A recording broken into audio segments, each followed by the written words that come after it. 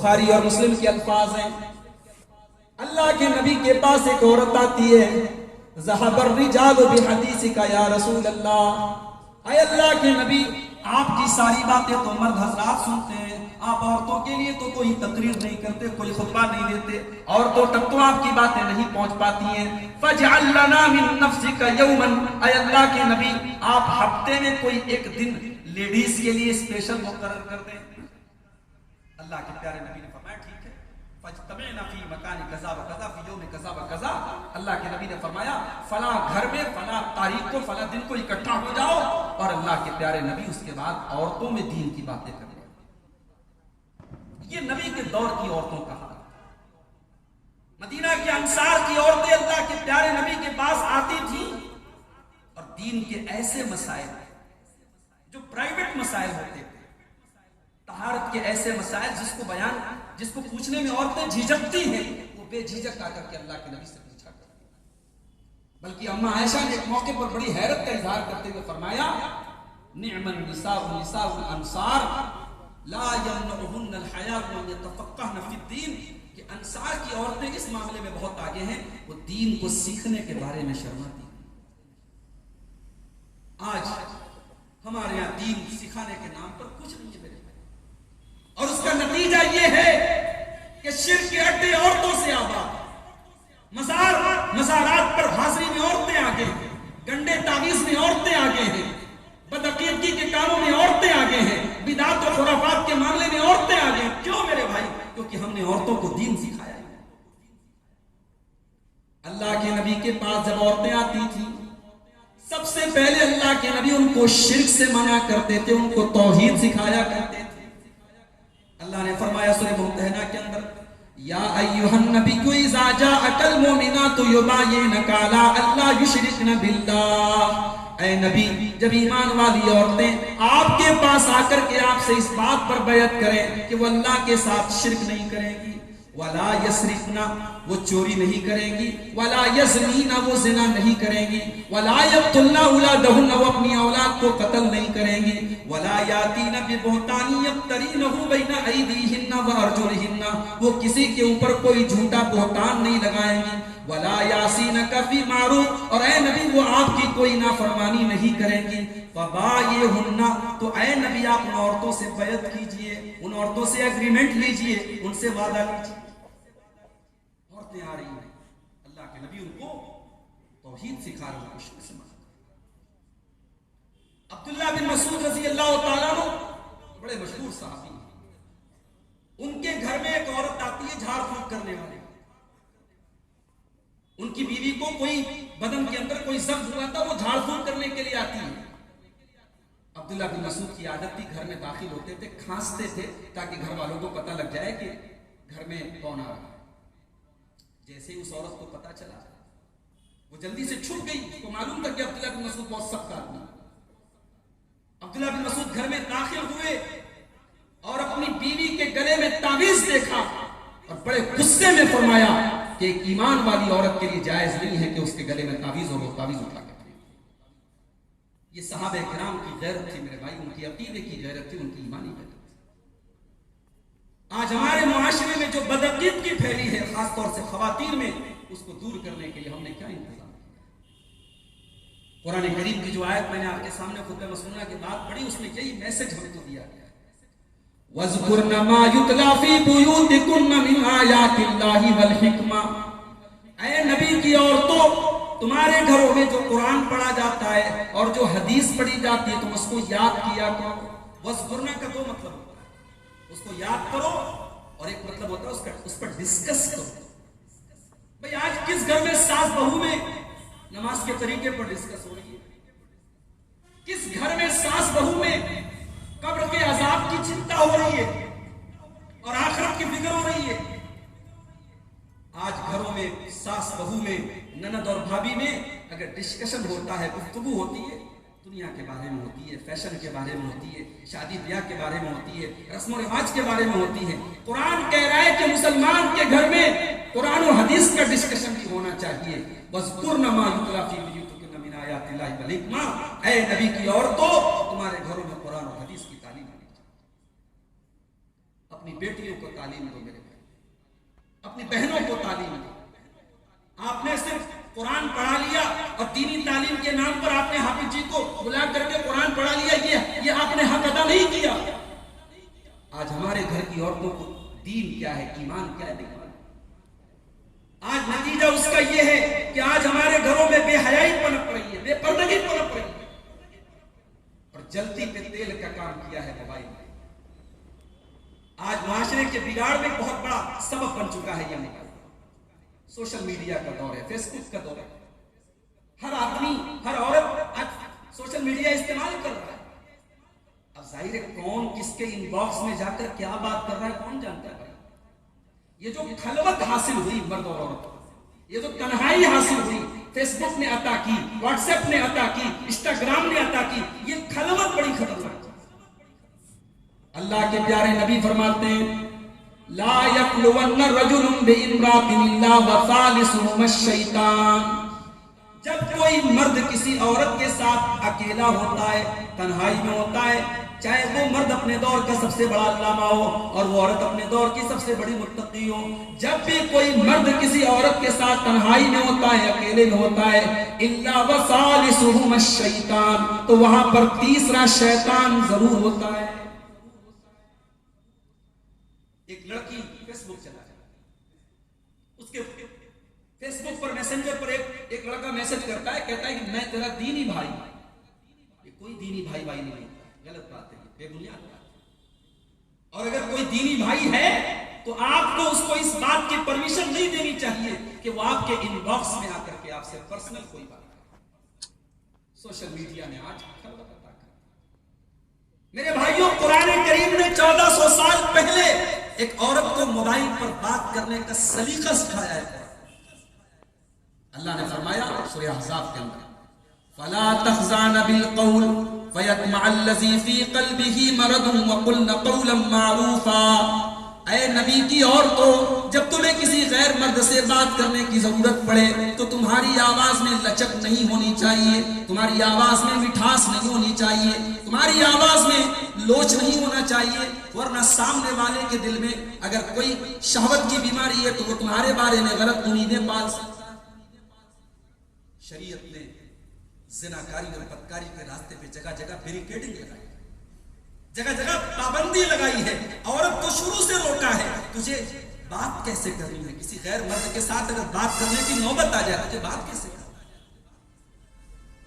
وَقَرْنَ فِي بُيُوتِكُنَّ، اے مسلمان عورتوں تم گھر کے اندر رہا کرو، اور اگر تمہیں گھر کے باہر نکلنا بھی پڑے وَلَا تَبَرَّجْنَ تَبَرُّجَ الْجَاهِلِيَّةِ الْأُولَى، تم بناؤ سنگھار کر کے سج دھج کر کے اپنے آپ کو نمایاں کر کے نہ نکلا کرو. اب کوئی عورت یہ نہ سمجھے کہ پابندی صرف ہمارے اوپر لگی، مرد کے اوپر بھی پابندی لگی. مرد سے بھی کہا گیا کہ تجھے اپنی نگاہوں کی حفاظت کر. قُلْ لِلْمُؤْمِنِينَ يَغُضُّوا مِنْ أَبْصَارِهِمْ وَيَحْفَظُوا فُرُوجَهُمْ. اے نبی آپ مومن مردوں سے کہہ دیجئے وہ اپنی نگاہوں کو نیچی رکھے اور اپنی شرمگاہوں کی حفاظت کریں. مومن عورتوں سے کہا گیا وَلَا يُبْدِينَ زِينَتَهُنَّ، وہ اپنی زینت کو ظاہر نہ کریں، اپنے بدن کو ظاہر نہ کریں. اور آپ حیرت کریں گے قرآن کریم نے عورت کو دوپٹہ رکھنے کا سلیقہ سکھایا. قرآن اللہ کی آخری کتاب، ایک عورت کو دوپٹہ کیسے پہننا ہے قرآن یہ بھی بتا رہا ہے. وَلْيَضْرِبْنَ بِخُمُرِهِنَّ عَلَى جُيُوبِهِنَّ. اے مسلمان عورتوں، جب تم اپنے گھر میں اپنے محرم کے سامنے، اپنے باپ کے سامنے، اپنے بیٹے کے سامنے، اپنے بھائی کے سامنے، اپنے سسر کے سامنے سے بھی گزرو تو تمہارا دوپٹہ، تمہاری اوڑھنی تمہارے گریبان پر ہونا چاہیے. تو آج یہ جو تعلیمات ہے اسلام، جب یہ عورت جانے گی تب تو بچے گی، بدکاری سے تب تو بچے گی، بے حیائی سے تب تو بچے گی. ہم نے عورت کو دین کی تعلیم سے محروم کیا. اور میں مانتا ہوں کہ ساری بچیاں آج دینی مدرسے میں نہیں پڑھتی اور پڑھ نہیں سکتی ہیں، سب عالمہ فاضلہ نہیں بن سکتی. لیکن اگر آپ کی بچیاں عصری تعلیم حاصل کر رہی ہیں، کالج جا رہی ہیں، یونیورسٹی جا رہی ہیں، ماحول کیسا ہے آپ محسوس کر رہے ہیں. آپ کی عورتوں کو دین سے دور کرنے کے لیے ہزاروں چیزیں ہیں. میرے بھائی آپ اپنی لڑکیوں اور اپنی عورتوں کو دین سے قریب کرنے کے لیے کیا کریں؟ مسجد میں پروگرام ہے، آپ کے محلے کی مسجد ہے، آپ کو پتا ہے کہ عورتوں کے متعلق بھی بات ہوگی، کہ آپ کا فرض نہیں بنتا کہ آپ اپنے گھر کی عورتوں کو وہاں لے کے جائیں؟ اور میں کبھی کبھی اپنے دوستوں سے یہ بات کہتا ہوں کہ ہمارے یہاں جو جلسے بھی ہو رہے ہیں، ان جلسوں میں بھی روایتی قسم کے جو لوگ ہیں جو جلسوں میں جانے کے شوقین ہیں وہی آتے ہیں۔ جو لوگ جلسوں میں نہیں جاتے، جن کا مزاج نہیں ہے، ان کو ہم کیسے قریب لائیں؟ یہ بہت بڑا سوال ہے۔ ہماری بہت ساری بوڑھی عورتیں وہ پروگراموں میں آتی ہیں، وہ جمعہ کے خطبے میں آتی ہیں، ساس جا رہی ہے بہو بھی جا رہی ہے، کیوں ساس؟ بہو کو کھانا بنانا، کیا جمعہ کے دن کھانا آدھا گھنٹہ پہلے نہیں بن سکتا ہے؟ جو عورت ہفتے میں دن کی کوئی بات نہ سنے، اگر جمعہ کا آدھا گھنٹے کا خطبہ سن لے تو شاید وہ آدھا گھنٹے کا خطبہ اس کے دل کی دنیا بدلنے کے لیے کافی ہو جائے گا۔ تو اپنی عورتوں کو ہم دین کی تعلیم دیں، اور جب یہ دین کی ہم تعلیم دیں گے، اللہ کی قسم گھروں کا ماحول صحیح ہو جائے گا۔ یہ گھروں میں جو ساس بہو کے جھگڑے ہیں، یہ جو گھروں میں میاں بیوی کی تکرار ہے، یہ ختم ہو جائے گی۔ میں نے کہیں پڑھا تھا کہ عورت جو ہے کہتی ہے کہ میں کیا کیا سنبھالوں، بچوں کو سنبھالوں، کہ گھر سنبھالوں، کہ شوہر کو سنبھالوں، کہ ساس کو سنبھالوں؟ تو کہا گیا کہ بس اپنی زبان کو سنبھالوں۔ بڑی صحیح بات ہے، بڑے تجربے کی بات ہے۔ اللہ کے پیارے نبی عورتوں کے درمیان خطاب کر رہے ہیں، اور خطاب کے دوران اللہ کے پیارے نبی صلی اللہ علیہ وسلم فرماتے ہیں، انی اریتکن اکثر اہل النار، اے عورتوں میں نے تم کو جہنم کے اندر زیادہ دیکھا ہے۔ پوچھا گیا ہے اللہ کے نبی کیوں دیکھا ہے آپ نے؟ فرمایا تکثرن اللعن وتکفرن العشیر، تم اپنے شوہروں کی بہت زیادہ ناشکری کرتی ہو، اور بہت زیادہ اپنی زبان سے تم لعن طعن کرتی ہو، زبان پر کنٹرول نہیں ہے، اور شکر کا جذبہ، شکر کا جذبہ نہیں۔ شوہر اگر دو چار شوق پورے نہ کرے، دو چار آرزویں پوری نہ کرے، تو بیوی کو یہ کہنے میں دیر نہیں لگتی کہ آپ نے کیا کیا ہے میرے ساتھ۔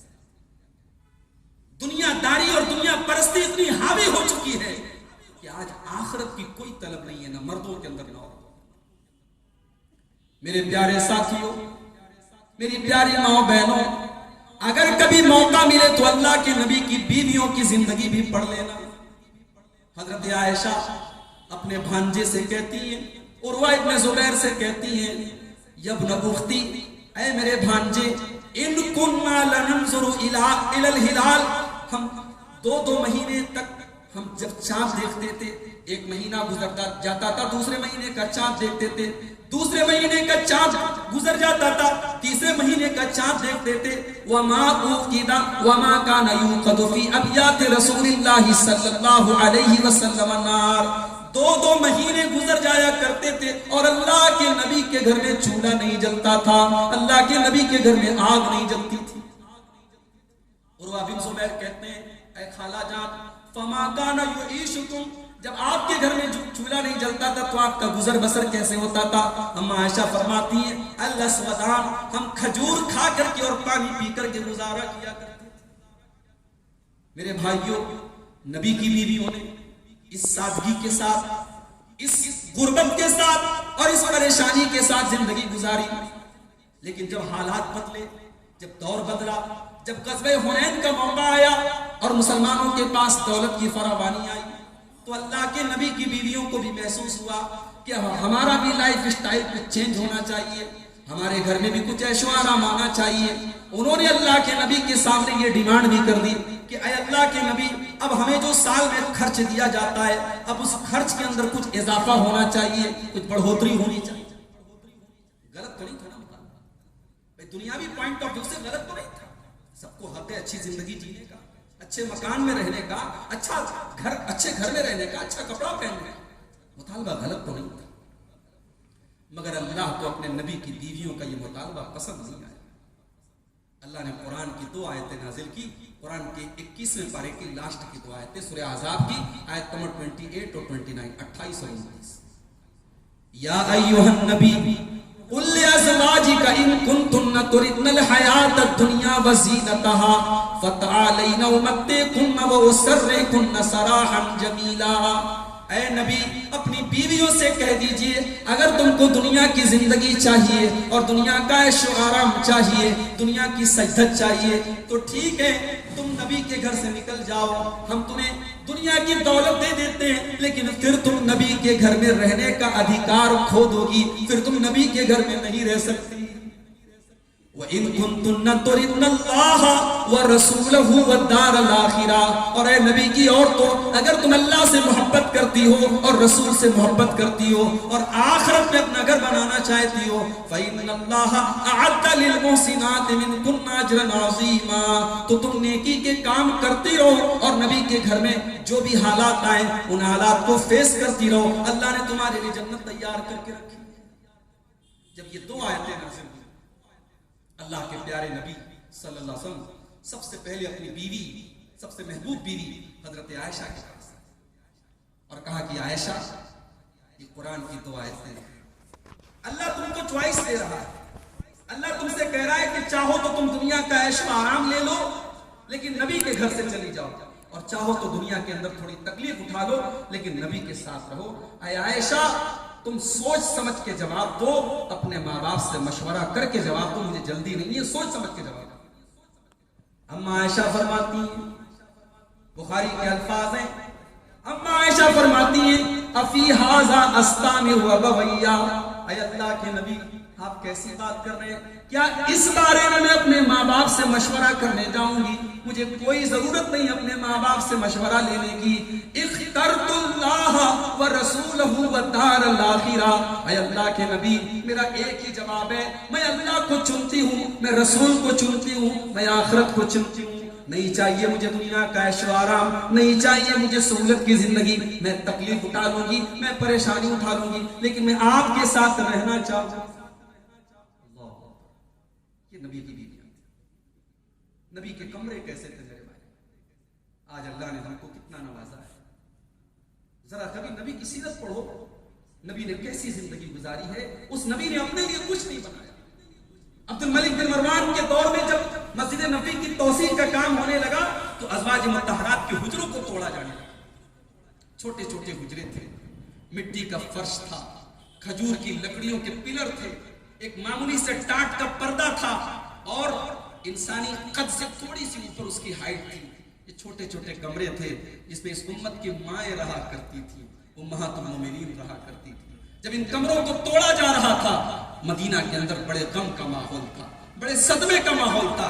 امام حسن بصری زندہ تھے، انہوں نے کہا کہ اے کاش ان کمروں کو نہ توڑا جاتا، آنے والی نسلیں دیکھتی کہ محمد عربی نے کیسی زندگی گزاری ہے اور آپ کے اہل بیت نے کیسی زندگی گزاری ہے۔ آج ہماری عورتوں کے اندر صبر نہیں ہے میرے بھائی، ہماری عورتوں کے اندر قناعت نہیں ہے، دنیا داری ہمارے ذہن و دماغ پر چھا چکی ہے۔ ذرا سی کھانے میں کوئی کمی آ جائے، ذرا سی پہننے میں کوئی کمی آ جائے، ذرا سی اوڑھنے میں کوئی کمی آ جائے، زبان سے ناشکری کے الفاظ نکل جاتے ہیں۔ یہ کیوں ہے میرے بھائی؟ کیونکہ دین کا علم نہیں ہے، دین کا شعور نہیں ہے، انہوں نے نبی کی سیرت کو نہیں پڑھا ہے، انہوں نے نبی کی بیویوں کی سیرت کو نہیں پڑھا ہے۔ اپنی بیٹیوں کو دین کی تعلیم دو میرے بھائی، اس معاملے میں سیریس ہو جاؤ۔ آپ کی بچی اگر کانوینٹ میں پڑھتی ہے میں اعتراض نہیں کرتا، میں منع نہیں کرتا۔ آپ کی بیٹی بی ایچ یو سے گریجویشن کر رہی ہے، بڑے شوق سے آپ کرائیں، مگر آپ اس پر بھی غور کریں کہ آپ کی بیٹی دین بھی سیکھے۔ دین سیکھنا آج بہت آسان ہے، آج بہت سارے آن لائن کورسز ہیں، بہت ساری ایسی کتابیں ہیں جس کے اندر دین کے فنڈامنٹلز سکھائے جاتے ہیں۔ آپ ٹیوشن کرائیں، آپ آن لائن کوئی کورس کروائیں، لیکن آپ اپنی بیٹیوں کو اور اپنی بہنوں کو دین کی تعلیم ضرور دیں۔ آخر میں یہ کہنا چاہوں گا کہ دین کی تعلیم اپنی بیٹیوں اور اپنی بچیوں کو دینے سے آپ سماج کو ایک نیک ماں دیں گے، ایک نیک بیوی دیں گے، ایک اچھا پریوار دیں گے، ایک اچھا سماج دیں گے۔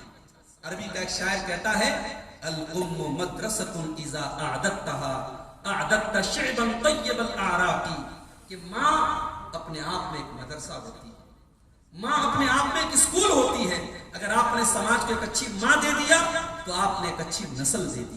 ایک اچھی ماں کیسے پیدا ہوگی میرے بھائی؟ جب آپ کی بیٹیاں دین کا علم حاصل کریں گی، جب ان کے اندر دینی علم ہوگا، قرآن سنت کا علم ہوگا۔ میں اسی آیت پر آپ کو دوبارہ لے کے جا رہا ہوں، پہلی جو آیت میں نے پڑھی تھی سورہ احزاب کی، وَاذْكُرْنَ مَا يُتْلَى فِي بُيُوتِكُنَّ مِنْ آيَاتِ اللَّهِ وَالْحِكْمَةِ، کہ تمہارے گھروں میں قرآن پڑھا جانا چاہیے۔ آج مسلمانوں کے گھروں سے قرآن کی تلاوت کی آواز آنا بند ہو گئی. آج گھر کی بڑی بوڑھیاں بھی قرآن نہیں پڑھتی, بچیاں بھی قرآن نہیں پڑھتی. گھروں کے اندر قرآن اور حدیث کی پڑھائی ہونی چاہیے. یہ ماحول ہم پیدا کریں, انشاءاللہ سماج کی اصلاح میں یہ چیز بہت اہم ثابت ہوگی. اللہ سے دعا ہے رب العالمین ہم سب کو قرآن سنت پر عمل کرنے کی توفیق عطا فرمائے, اپنے گھر اور پریوار کا ماحول صحیح کرنے کی اور اس کو دین کی روشنی میں اس کو ڈھالنے کی توفیق عطا فرمائے. جب تک دنیا میں زندہ رکھے, اسلام پر زندہ رکھے, اور خاتمہ ہم سب کا ایمان پر ہو. آمین.